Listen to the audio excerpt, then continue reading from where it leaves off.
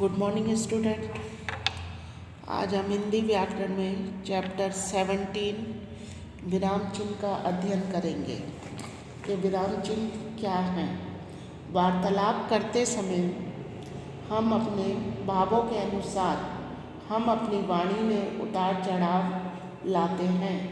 कभी हम अपनी बात को स्पष्ट करने के लिए कुछ देर रुकते हैं, फिर अगला वाक्य बोलते हैं।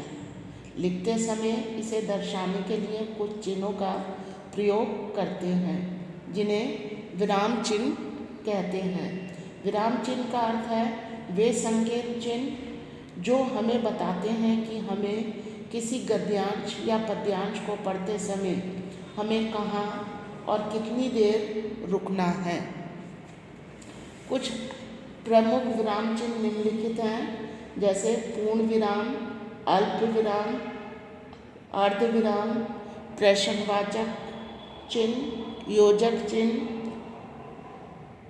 विस्मयबोधक चिन्ह, निर्देशक चिन्ह, विवरण चिन्ह, उद्धरण चिन्ह, कोष्टक चिन्ह, लाघव चिन्ह और हंसपद। सबसे पहले हम अध्ययन करेंगे पूर्ण चिन्ह, पूर्ण विराम चिन्ह का। पूर्ण विराम चिन्ह है पूर्ण विराम वाक्य की समाप्ति पर लगाया जाता है। इस चिन्ह का प्रयोग प्रश्नवाचक वाक्यों के अंत में नहीं किया जाता। जैसे आज धूप तेज निकलेगी, कल हम पिकनिक जाएंगे। अल्प विराम, अल्प विराम का प्रयोग निम्नलिखित स्थानों पर किया जाता है जहाँ थोड़ी देर रुकना हो। एक ही प्रकार के शब्दों को अलग करने के लिए उदाहरण देखेंगे। मुझे केला, संतरा, आम सभी फल पसंद हैं। समुच्चय बोधक शब्दों से पहले तथा बाद में भी उदाहरण देखेंगे। हम जल्दी घर जाते परंतु बस नहीं मिली।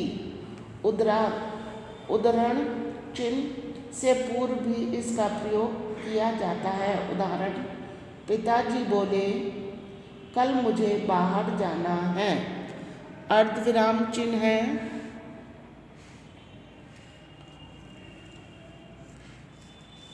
अर्धविराम चिन्ह जहाँ अल्प विराम से अधिक किंतु पूर्ण विराम से कम रुकना होता है, वहाँ अर्धविराम चिन्ह का प्रयोग किया जाता है।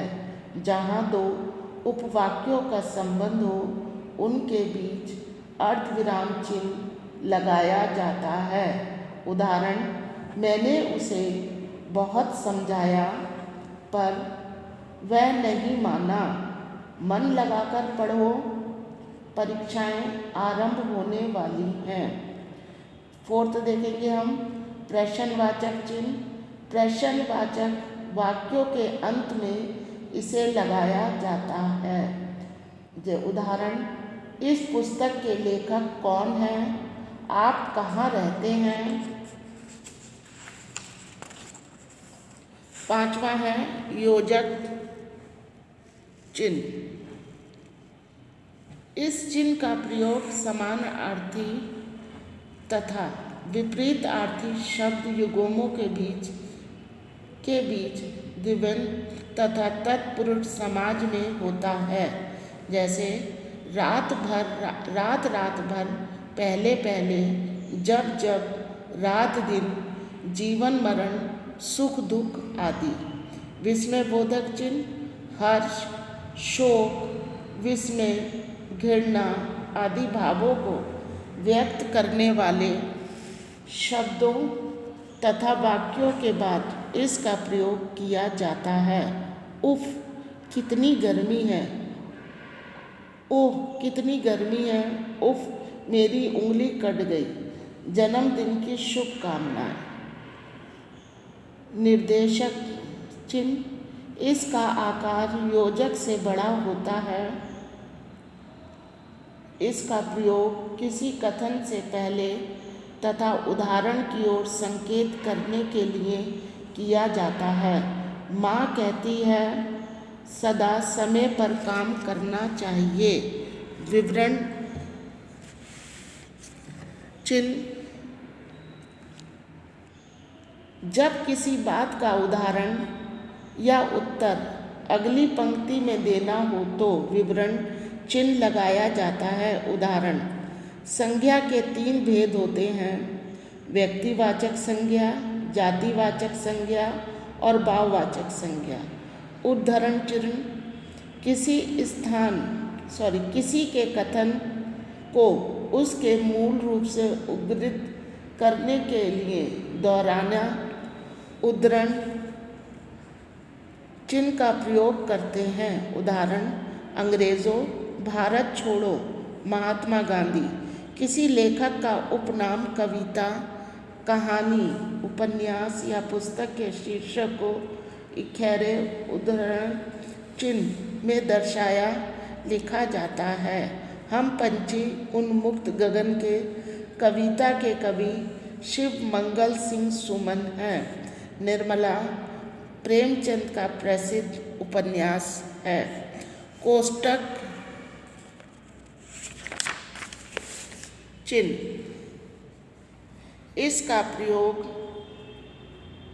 वाक्य में प्रयुक्त शब्द का अर्थ स्पष्ट करने के लिए किया जाता है। नाटक के पात्रों के भाव को प्रकट करने के लिए राजा ने क्रोध से कहा अपराधी को कारागार में डाल दिया जाए।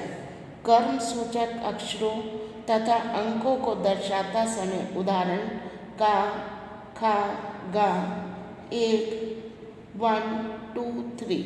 लाघव चिन्ह जब किसी शब्द को संक्षिप्त करके लिखा जाता है तब इसका प्रयोग किया जाता है।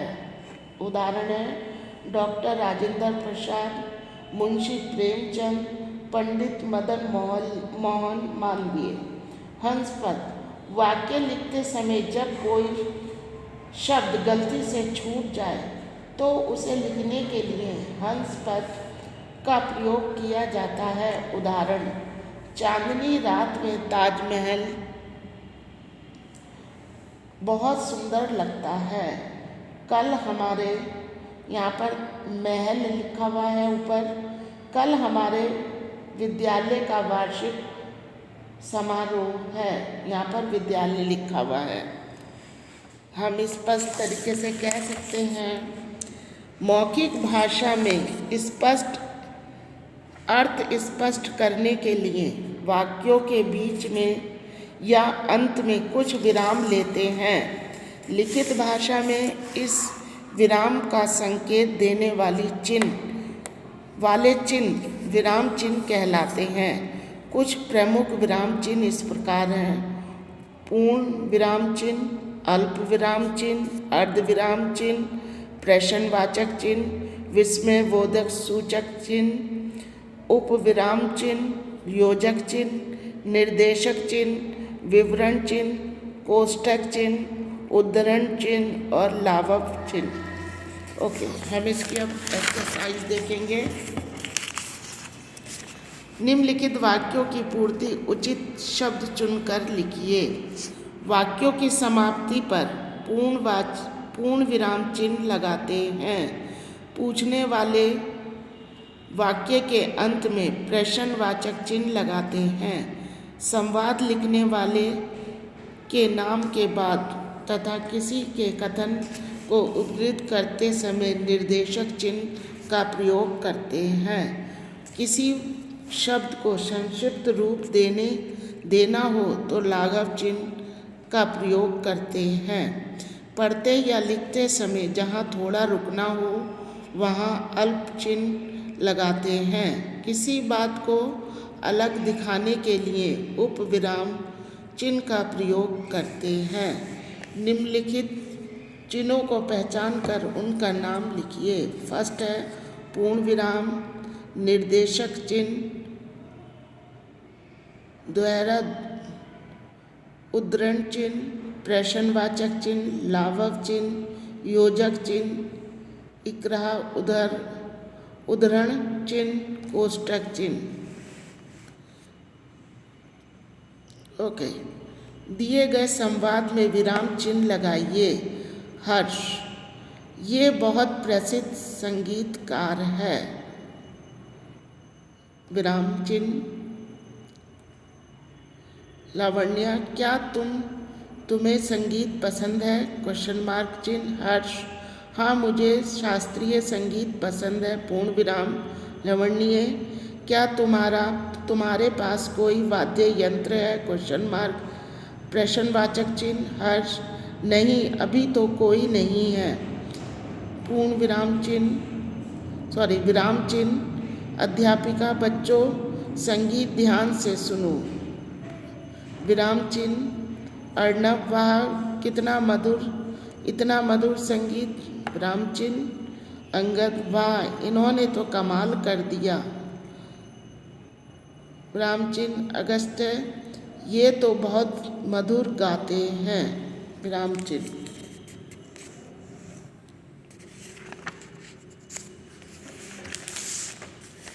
योजक और निर्देशक चिन्ह पहचान कर लिखिए। मीठे मीठे आम खाकर वह मस्त सा हो गया। योजक चिन्ह। रविशंकर ने देश विदेश में संगीत के बल पर नाम कमाया। योजक चिन्ह। राम ने पूछा, क्या तुम क्यों हंस रही हो? निर्देशक चिन्ह। वह हंसते हंसते लोटपोट हो गया। योजक चिन्ह। राघव झट से बोला, आओ बैठो तुम्हें बताऊंगा तो तुम भी हंसोगे। निर्देशक चिन्ह। वह बिना सुने ही धीरे धीरे हंसने लगा। योजक चिन्ह। सही विराम चिन्ह पहचान कर उनके निशान लगाइए। फर्स्ट में है पूर्ण विराम चिन्ह, लाघव चिन्ह, निर्देशक चिन्ह, प्रश्नवाचक चिन्ह, विवरण चिन्ह और अल्प विराम चिन्ह। दिए गए वाक्यों में सही विराम चिन्ह लगाकर वाक्य पुनः लिखिए। परिधि ने जल्दी जल्दी खाना खा लिया। परिधि ने जल्दी जल्दी खाना खा लिया। अवंतिका नाच नाच कर गाएगी। चिन्ह में जो पिछली गली में रहता है वह मेरा मित्र है। दिशाएं 4 हैं, पूर्व पश्चिम उत्तर दक्षिण। आओ साथ मिलकर खेलें। अरे वह पर्वत बड़ा अद्भुत है। हितेन बोला, मैं भी आपके साथ बाजार चलूँगा। मुझे गाड़ी पकड़नी थी इसलिए मैं नहीं आ सका। ओके।